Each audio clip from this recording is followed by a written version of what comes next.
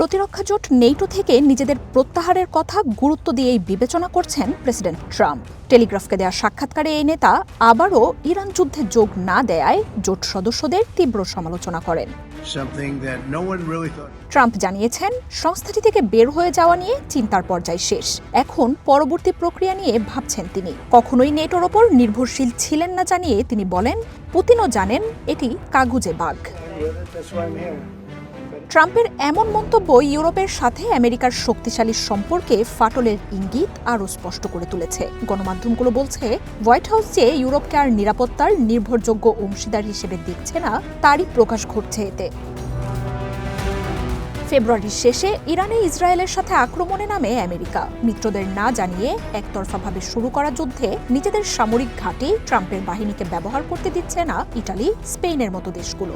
যুদ্ধকে নিজেদের নয় বলেও মন্তব্য করেছেন ব্রিটেনের প্রধানমন্ত্রী স্টারমার সহ একাধিক নেতা। হরমুজ খুলে দিতে জোট গঠন করতে ট্রাম্প আহ্বান জানালেও তাতেও সাড়া মেলেনি।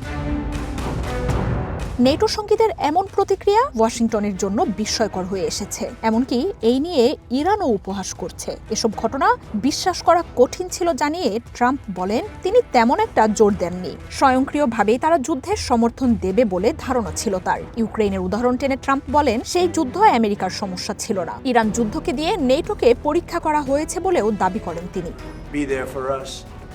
টেলিগ্রাফের সাক্ষাৎকারে ব্রিটেনের রয়্যাল নেভির দিকে ইঙ্গিত করে ট্রাম্প বলেন, তাদের নৌবাহিনী কোনো কাজেরই নয়। পুরনো এমন বিমানবাহী রণতরী রয়েছে যা কাজও করে না। এর আগে শুধু আমেরিকার সহায়তার কথা উল্লেখ করে নেটোকে একমুখী রাস্তা বলে মন্তব্য করেছিলেন মার্কো রুবিও। ইরান যুদ্ধ শেষে জোটটিতে নিজেদের সদস্যপদ নিয়ে পুনর্বিবেচনা করার কথাও জানান তিনি। জোটটিকে শায়েস্তা করতে ইউরোপের দেশগুলো থেকে নিজেদের সামরিক ঘাঁটি সরিয়ে নেয়ার বিবেচনা চলছে ট্রাম্প প্রশাসনে, এমন গুঞ্জন উঠেছে। প্রেসিডেন্ট ট্রাম্পের ঘনিষ্ঠরা বলছেন, জার্মানি থেকে আমেরিকার সেনাদের সরিয়ে নেয়ার কথাও ভাবছেন ট্রাম্প। মার্জিয়া উপমা, ওয়ান ইন্টারন্যাশনাল ডেস্ক।